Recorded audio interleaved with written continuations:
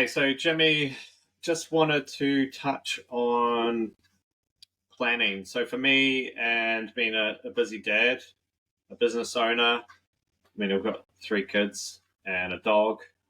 Planning's a big thing for me. I'm not the best at planning, and that's why I often come to you and you help me design the most efficient without me having to think about it. So just want to touch on planning and what your recommendations for the best results for busy dads might be. When it comes to planning your training, I think something that we touched upon before is the importance of trying to look at like the immediate time ahead and thinking about what do I need to be able to do in the next 7 days. And then if we can build good quality 7 day blocks week after week, then suddenly in 10 weeks time, you've done a really good, effective training program. And we've got this idea of consistency that we've spoken about before. But I think for people that are well read, and lots of people are, and have played sport at let's say a higher level when they've had more time on their hands when they've been younger, they get a pretty good idea of all of the different ingredients that might go into a training program. And then you can say, well, I've only got 4 sessions a week. I've only got 4 sessions per week I can commit to. How do I get everything done? Okay. And then that becomes really quite tricky. And so it also then becomes about prioritization. So you've got to think, above all else, what am I training for? What am I training to achieve?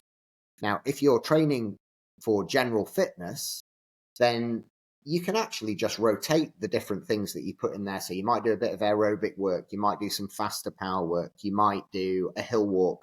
You might go to the gym. You might go and have a game of tennis, whatever that looks like. And they're all going to generate different types of stimulus for the body to adapt to. If you're training for a running race, so 5K, half marathon, marathon, 10K, ultra marathon, then you've got to start to think about, well, what do I need in order to prepare as best I can for that event? Okay. And then this is why training programs, even for professional athletes, they go on for prolonged periods of time, because you cannot fit everything into 1 week. Okay. So firstly, what time do I have available? And secondly, what are the absolute main priorities that I've got to get into my training to help me to progress towards doing what I want to do as well as I want to do it? And I think the Ultra Dads community has highlighted that this sort of distance, somewhere around a half marathon and about 4 sessions a week, has been kind of a bit of a sweet spot for people that they think that they can commit to and aim towards. So looking at the week ahead and trying to plan ahead a little bit, where am I going to put my 4 runs? How am I going to make one of those runs a little bit longer? So going on for maybe between 1 and 2 hours, ideally. When am I going to be able to put my harder session? So I've got an interval session that I'm going to do, and I normally do it by running up a small incline that's a couple of miles round away from the house, and I run to it as my warm up. I do some mobility work, and then I do 10 repeats of this incline. Each one takes about 90 seconds to 2 minutes, depending on how well I'm running on the day, and then walk back recoveries, and then I jog back home. So that might be something that somebody wants to fit in as an idea of a rep session. But then they go, well, where do I put strength training? And suddenly it all becomes quite difficult. An idea that people might be quite interested in is one called microdosing. And I've heard a top athletic performance coach in America called Dan Path talk about this. And another sort of term that gets thrown around by sports scientists and elite endurance coaches is, what's the minimal effective dose? And microdosing kind of goes quite closely in hand with that. And so if I want to do strength training, but I've only got time to do 4 sessions, maybe at home you could do 10 minutes 3 times a week of some key exercises, and you just dedicate yourself to fitting them in where you can. So maybe you get up 15 minutes earlier one morning and you go and do some air squats, some calf raises, some glute bridges, a little bit of core work. fit that into 10 minutes, and then you've built a microdose strength session that you can fit into your program somewhere. So those are the sorts of things that I'd be doing. If somebody is a gym goer and they think I've only got 4 sessions a week, then possibly what you do is, and I really encourage people to do this, is don't get caught up in having to fit everything into a 7-day training cycle. Get your absolute priorities into the 7 days, but maybe what you do is you do 1 gym session every 2 weeks, for example. And that's certainly absolutely better than not going at all. But you have 1 key gym session every 14 days, and then you have 2 or 3 of these microdose body weight sessions that you fit into your program at some other point. So there are all sorts of different ways of doing that. If somebody, and some people are, you've got people that have just gone and crushed marathons in under 3 hours that are part of the community. And if you look at the amount of training that they've done, they've done lots and lots of training. So it might be 6 days a week they're getting out there and running, and each one of those is maybe a minimum of about an hour, and then 2 of those sessions are longer. So there's a bigger time commitment to that. But because they've dedicated themselves to try and do a performance marathon, that's part of the preparation that is needed. And people in those situations have to plan just the same way. I've got guys that I coach that are absolutely brilliant at planning like the month ahead. And what they do is they give me any sort of key pinch points that I have to avoid.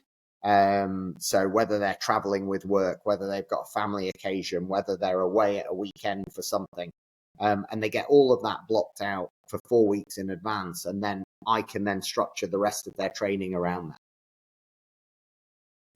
Okay, so when you talk about planning, the optimum, probably minimum effective dose, but looking at a 7 to 10 day window, looking at your time in terms of a month period, where can you fit the sessions in, and then not be too worried about missing maybe 1 or 2 of those sessions, but trying to work around family life, work life, and obviously parties, all that sort of stuff that's coming up. So I once read Tim Ferriss's book, For Our Body, and he was recommending the minimum effective dose just for maintenance was 75 kettlebells of quite a heavy weight.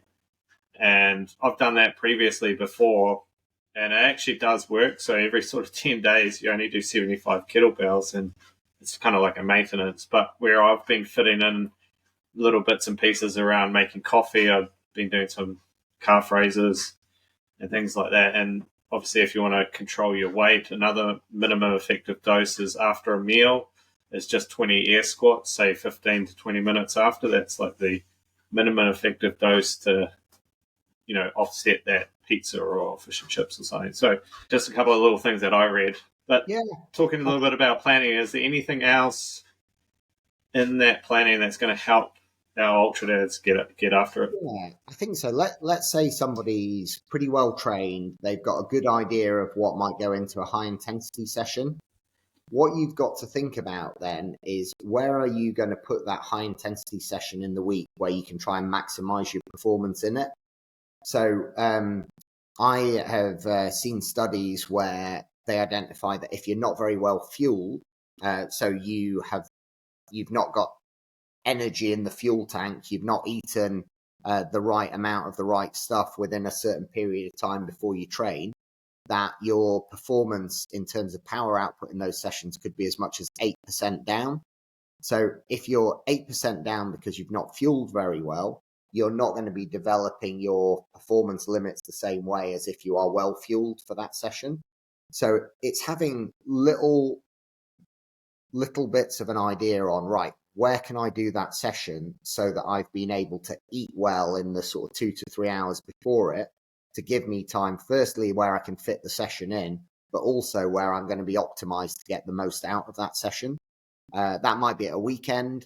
It might be that 1 day a week you can get away from work a little bit earlier, for example, or maybe there's a day where you don't do the pickup of the children from school, or however that fits in. So that is something that I would be having a little bit of a think about. How can you where can you put your higher intensity session so that you can maximize performance in it? And then the other thing that I would say as well is if you've got somebody that's training a little bit more often, what I would be then talking to them about is how they distribute the intensity of their training. So somebody who's doing a higher volume training program, a lot of it by nature has got to be lower intensity. And we'll probably talk in other podcasts and other masterclasses about what is zone 2 training, why is it important, and all of those sort of things. But what I would be encouraging them to do is to look at the week and try and plan which days in it are going to be hard and then which days in it are going to be easy, and then trying to spread those things out. So let's say today I'm going for a low intensity 60-minute run, then tomorrow might be a day where I'm well recovered to then put my high intensity session. But if I put my high intensity sessions, let's say I'm doing enough training to do 2 high intensity sessions a week. If I put those 2 high intensity sessions too close together, the second one, the quality of the second one might be impacted by what's happened in the first one and the sort of fatigue effect and recovery response from that. So thinking about where you put key sessions in the week and then what goes in between them as well. People also should remember that training that's the signal to the body to adapt. But actually the adaptation happens when you rest. So rest is really important as well. So for example, if somebody's doing an ultra marathon like you and the weekend is where they find more time to be able to go and do a long workout, maybe they do their long workout on a Saturday and you get up early and you go and do it and you spend 3-4 hours possibly if it's at a certain point preparing for an ultra out on the trails and going up North Berwick Law and getting into the Pentlands and things like that, like you do. But then maybe Sunday becomes a dedicated rest day. And not only does that work well for family life because you've got a weekend day where you're not complicating it with getting dragged away doing something else, but it also allows you to recover and adapt from the longer training session that you've done on the Saturday. Awesome. Jimmy, yeah,